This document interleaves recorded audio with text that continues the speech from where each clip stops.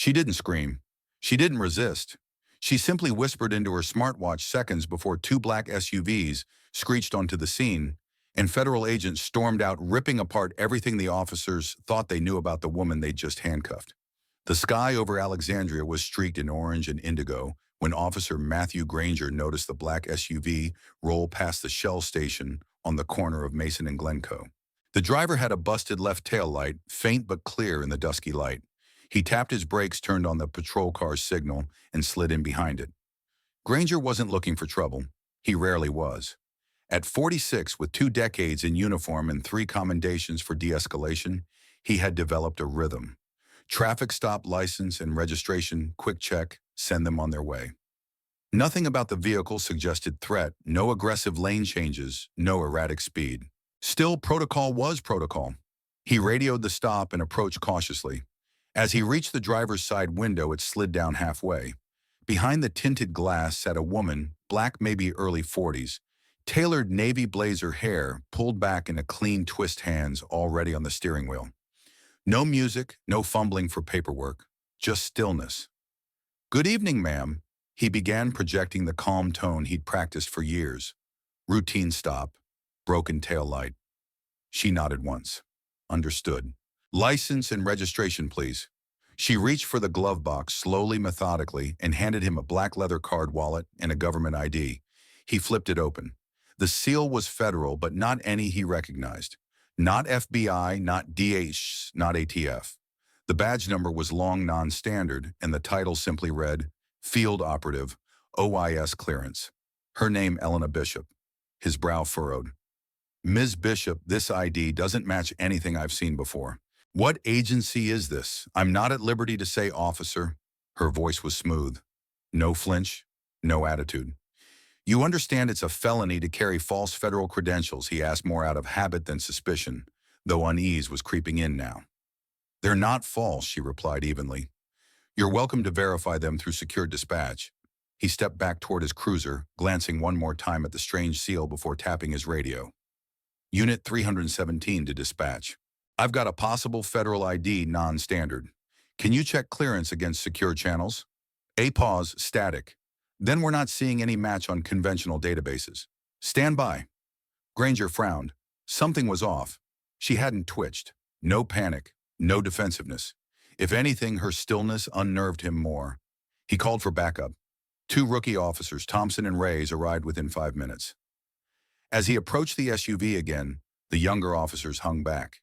"Ma'am," he said, squaring his shoulders, "I'm going to have to ask you to step out of the vehicle until we can confirm your identification." She didn't argue. She just unbuckled her seatbelt, opened the door, and stepped out. As she did, her blazer shifted slightly, revealing a sleek earpiece behind her right ear. He caught it. Didn't mention it. "You're going to cuff me?" she asked. "Procedure?" he answered. "Until we verify who you are. You're making a mistake. You can explain that downtown." Rookie Thompson stepped forward with the cuffs. "Hands behind your back, ma'am." She complied. As the metal cinch shut around her wrists, the first bystander started filming. Then another. A couple walking their dog stopped and whispered to each other. "You seeing this?" someone muttered. "They cuffing her." Elena stood silent. The rookie backed off. Granger couldn't shake the itch at the base of his spine. She was too calm, too trained. He turned back toward his cruiser. "Dispatch, any update on that ID match?" "Still pending." "No hits in standard or extended registries. Secured channel query in progress."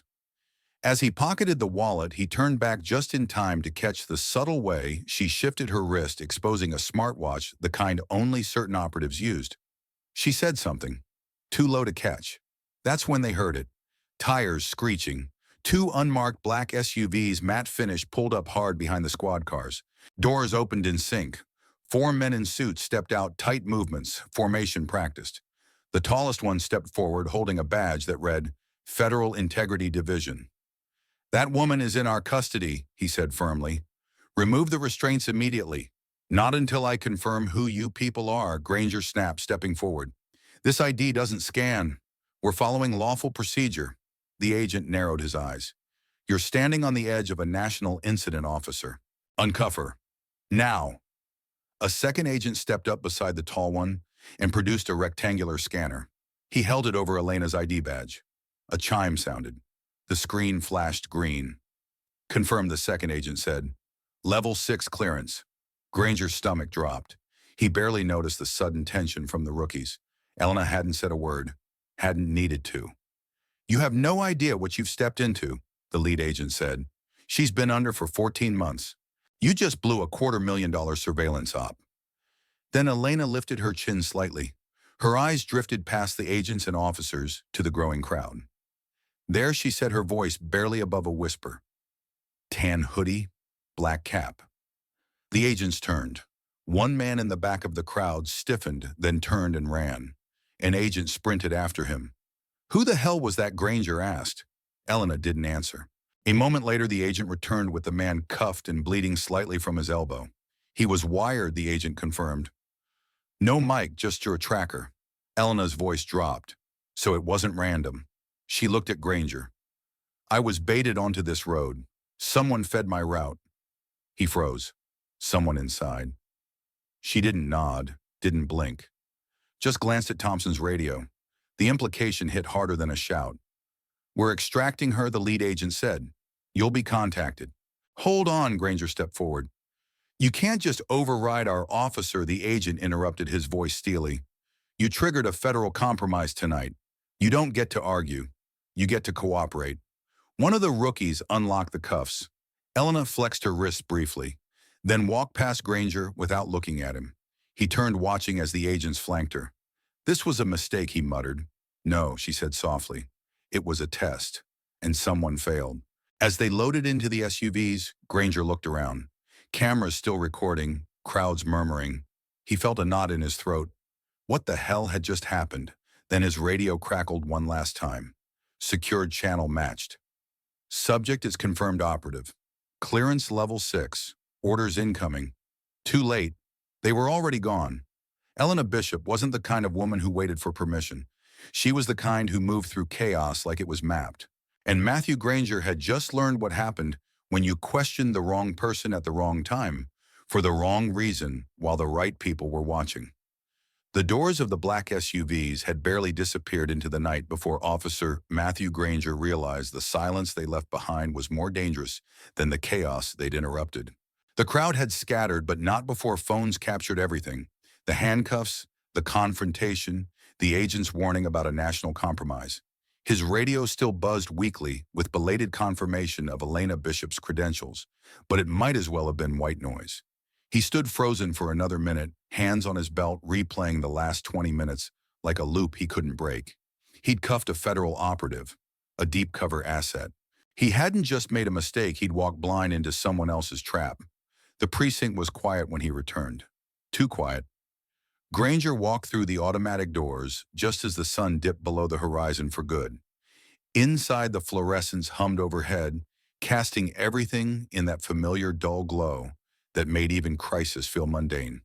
He passed the front desk officer without a word, nodding briefly, jaw clenched.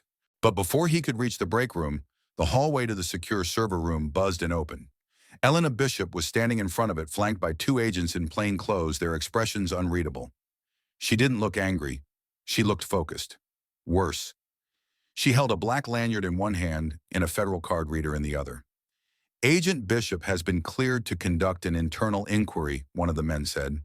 All precinct personnel are to comply fully. Command has already been notified. Granger didn't say a word as Elena stepped past him like she belonged there. Because she did, in ways he hadn't understood until too late. She walked with the kind of practiced calm that said she wasn't here for revenge. She was here to clean up a mess. And not all of it was his. 5 minutes later, she was inside the server room, alone. She didn't need help. Her fingers moved quickly over the terminal, slotting in a secure drive and accessing back-end logs. She pulled up Officer Call Records Patrol, route transmissions, dispatch logs, anything with a digital trail. Within minutes, patterns emerged. A query sent from a precinct workstation just 4 hours before her stop. The IP matched internal systems. Accessed a route planning overlay linked to traffic patterns. Specific targeting, not a coincidence. Her eyes narrowed. A tap on the door broke the moment. Granger stood there, arms folded. You just break into secure systems wherever you go. She didn't look up. I didn't break in. I have credentials. Remember you made your point on the side of the road. That wasn't a point. That was a warning. Look, he said exhaling, I didn't know. That ID was real. You just didn't expect someone like me to carry it. That stopped him cold. You think I cuffed you because you're black? I think you didn't ask questions because I didn't fit the profile in your head. She pulled the drive, pocketed it, and stepped out. But I'm not here to fix that. I'm here to find a leak. Just then, footsteps echoed down the hallway. A second officer rounded the corner, tall, muscular, shaved head, and a smile that didn't reach his eyes. Deputy Ronan Hale. Granger straightened. Hale, what are you doing in this wing? Got called in early, Hale replied smoothly. Didn't realize the feds were hosting movie night. Elena's eyes locked onto him immediately. Well, she said slowly, look who shows up when the lights come on. Hale tilted his head. Do we know each other? You used to go by a different name. We worked the Oran operation, Tunisia, until you vanished mid-op. His smile faltered. That's your version of the story? It's the version that made it to debrief. 3 bodies, 1 missing agent, and a hard drive gone. She reached into her blazer and pulled out a small recorder. Pressed play. Hale's voice crackled to life. She leaves the drop point at 6:45. Same pattern every time. Use the tail light, it's subtle. Granger's stomach twisted. Hale's face changed. Not with shock, but with calculation. Then he lunged. Not at her, at Granger. They slammed into the wall chairs, crashing over file bins, scattering. Elena didn't flinch. She stepped forward and held up her badge, voice low and lethal. Deputy Ronan Hale, you are under arrest for treason, unlawful surveillance, and interference with a classified federal operation. 2 uniformed officers arrived just in time to pull Hale off Granger and cuff him. He struggled, shouting over his shoulder. You think this ends with me? You think you've won? Elena didn't respond, just turned and kept walking. Back in the conference room, she inserted her drive into a secure precinct terminal and pulled up a folder of surveillance images. One caught her eye, Navid Sayegh, Middle Eastern male, mid-40s courier, known for passing high-risk materials under the guise of construction equipment or electrical supply runs. In the photo, he stood beside Bryce Kettering, a Fairfax city planner with access to all infrastructure schematics, utility grids, traffic light patterns, even emergency response routing. This is who Hale was covering for, Elena muttered. Granger leaned over her shoulder. That's Kettering. He's got clearance for everything from the courthouse blueprints to traffic cams. Exactly, Elena said. And while I was sitting on the sidewalk in handcuffs, Kettering was likely coordinating a data transfer through the city's digital infrastructure. Federal contractor, nodes, timed outages, perfect cover. What kind of data? She pulled up another screen. Maps, coordinates, facility schematics. Not what she said. Who? These aren't blueprints. They're identity credentials. 6 agents operating under false civilian covers, now all at risk. Granger took a step back. You saying the whole stop was staged just to stall you, that she said, and to flag me. If I'd overreacted, panicked, or disappeared, any one of those would have compromised my role permanently. He shook his head. So now what? She looked up. Now we find Navid Sayegh and Kettering before that data leaves the city. Granger hesitated. You're going to keep going? There's no pause in this kind of work. And I don't run. Then she paused, looked at him. But I could use a second set of eyes if you're ready to see things differently. He nodded once, slow but firm. Just tell me where to look. Somewhere inside the precinct, Deputy Hale was locked behind a reinforced door, screaming about setups and conspiracies. But no one was listening. Elena had already shifted her focus. The next move was in motion, and she wouldn't stop until every name on that list was safe or every traitor was exposed. The storm drain reeked of rust and forgotten war, a relic of Cold War paranoia hidden beneath Fairfax, Virginia, now serving as the silent stage for something far more urgent. Elena Bishop moved swiftly through the maintenance tunnel, her boots landing softly against the damp concrete flashlight beam, cutting a clean line through the darkness. Behind her, Officer Matthew Granger followed slower, less sure of his footing, but no longer questioning her authority. Not after what he'd seen in the precinct, not after Hale. The betrayal, the surveillance logs, the audio, the file transfers, it all led here. The tunnels had once been designed to move government personnel in case of nuclear attack, but tonight they were hosting something quieter and more precise, a final intercept. Elena's voice was low and steady. They'll be near the east maintenance hatch about 70 yards ahead. Bryce won't travel far above ground. Too exposed. Navid will make the pass down here. Granger adjusted the vest she'd handed him back at the station.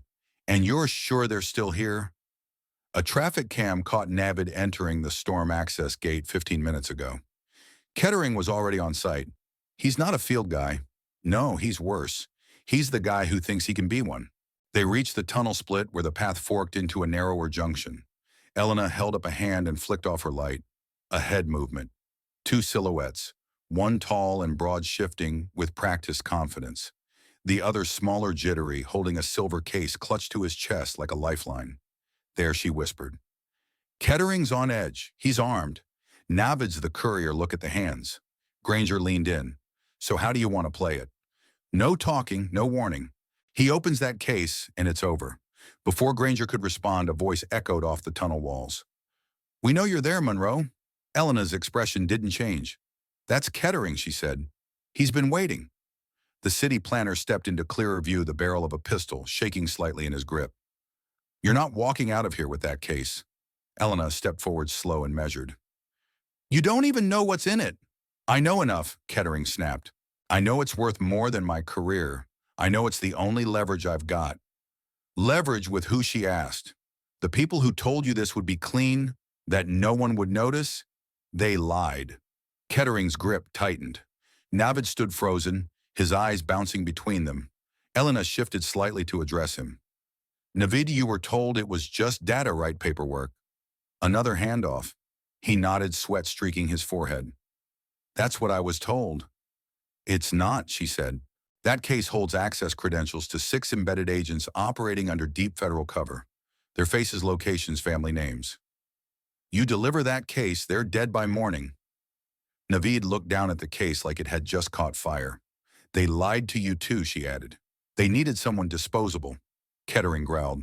Don't listen to her. She's stalling. Then open the case, Elena said. Let's see what you're really carrying. Navid looked at her, then at Kettering, then slowly placed the case on the concrete between them.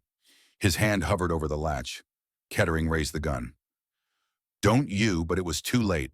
In one motion, Navid spun and slammed the case into Kettering's side, knocking him into the wall. The gun clattered to the ground. Elena rushed forward, kicked the weapon down the tunnel, and pinned Kettering with a knee to his shoulder. Case secured, she said to Granger, who was already on his radio calling for backup. This is Officer Granger. We're in the East Tunnel under Maple and Byron. 1 suspect neutralized. 1 case recovered. Requesting federal containment. Kettering groaned beneath her. You don't get it, he spat. You're not stopping anything. You're just slowing it down. She leaned in close. Then we'll keep slowing it until it dies in place. 20 minutes later, the tunnel entrance was crawling with agents in black tactical gear, silent and efficient. Navid was escorted to a vehicle without resistance. Kettering was cuffed, head hung low, no fight left in him. The case was sealed in a containment unit and loaded into a marked van. Elena stood just outside the mouth of the tunnel, breathing in the night air. Granger approached her, still holding his radio loosely in one hand. That was something he said. She nodded. It's never the moment, it's the chain behind it. So what happens now, paperwork? Spin. Silence. They'll say Kettering acted alone. Navid will disappear. Hale's record will be wiped before morning. I'll be reassigned. Probably off-grid. Granger looked at her. And me? That depends, she said. You saw the truth. You helped stop the breach. You want to keep pretending the badge gives you all the answers? Or do you want to learn what it's really hiding? He swallowed. I want to do better. Then start by listening more than assuming. She turned away before he could answer. Hours later, inside a sealed conference room at a federal annex outside of Reston, Elena sat opposite 2 men in suits who looked like they'd never smiled in their lives. One flipped through a file. You violated containment protocol. You entered a police precinct without clearance. You conducted an unsanctioned field intercept. She didn't flinch. I also recovered a level 6 data case, prevented 6 cover identities from being compromised, and neutralized 3 internal threats. Silence. The second man cleared his throat. The footage from the precinct, the tunnel, the arrest, it all lines up. You're cleared. She stood to leave. "You're being rotated," the first man added. "Your face is now too visible." "Not the first time." She walked out without another word. Granger was waiting in the lobby, sipping from a paper coffee cup, looking like a man who hadn't slept but had just woken up. He stood as she approached. "So they cleared me. Reassignment." "Where to?" She didn't answer. "Didn't think so," he said with a half smile. "They'll sanitize it all," she said. "Kettering will resign. Navid will vanish. Hale's file will be sealed. No press. No hearings." "And the video," he asked. "The one from the traffic stop." She shrugged. "Already viral. They'll try to discredit it, but someone will keep it up. Someone always does." He nodded. "I'm not the same guy I was 2 nights ago." "Good," she said, "because next time you pull someone over, it might be someone like me again." "Wouldn't cuff you this time," he said. "Wouldn't assume." She looked at him for a beat too long. "That's a start." She walked out into the dawn light, a duffel slung over her shoulder. Somewhere in Fairfax, a teenager in a hoodie was still watching the video. Somewhere else, a senator's aide was reading a flagged report with Bishop's name redacted. Somewhere far away, a secure server was logging the case file as classified and sealed. But Elena didn't need headlines. She only needed clean ground to move on. Her SUV rolled down the state highway with no GPS. No chatter on the radio, just silence, the kind that comes after a job is done. But the war continues. In her earpiece, a voice crackled. "Agent Bishop cleared for next packet. Location Nashville. Same network. Suspected data drop." She responded without hesitation. "Send me everything. I'll read it on the road." Then she clicked off, turned west, and drove into the light, not because it was safer, but because the shadows would always be waiting. And she was ready. Sometimes the most dangerous assumptions are the ones we don't realize we're making. Officer Matthew Granger thought he was following standard procedure. He saw a broken taillight, a non-standard ID, and a woman who didn't fit the image he'd built in his head. But beneath the surface of that routine traffic stop was a covert operation, a deep-cover federal agent, and a national security breach in motion. The real threat wasn't loud, obvious, or wearing a mask. It was quiet, systemic, and hiding in plain sight. And it took a moment of humility and a willingness to listen for Granger to begin seeing it clearly. The story of Elena Bishop reminds us that courage doesn't always look the way we expect. It isn't loud. It doesn't seek credit. Sometimes courage wears a blazer, speaks calmly while handcuffed, and walks back into danger because lives depend on it. Elena didn't seek recognition. She sought results. And in doing so, she exposed not just a betrayal, but the everyday biases that nearly cost her everything. The lesson here is powerful. Do not let your first impression become your final judgment. Pause. Ask questions. Be willing to admit when you don't know the whole story, because the consequences of assumption, especially in positions of power, can be far-reaching, even deadly. To those watching and listening, maybe you've never been pulled over. Maybe you have. Maybe you've felt the sting of being doubted, overlooked, or misjudged. Or maybe you've been the one doing the judging unknowingly.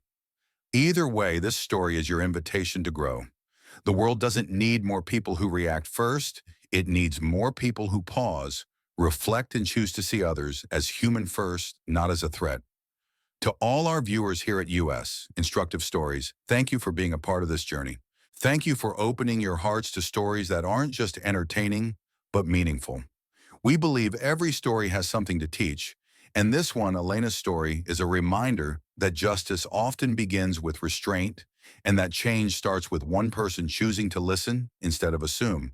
If this story moved you, if it made you pause or see something differently, please consider sharing it. Because the more we talk about these moments, the fewer lives we lose to misunderstanding. From all of us here at US Instructive Stories, thank you for watching, for caring, and for continuing to ask the hard questions. We'll see you in the next story.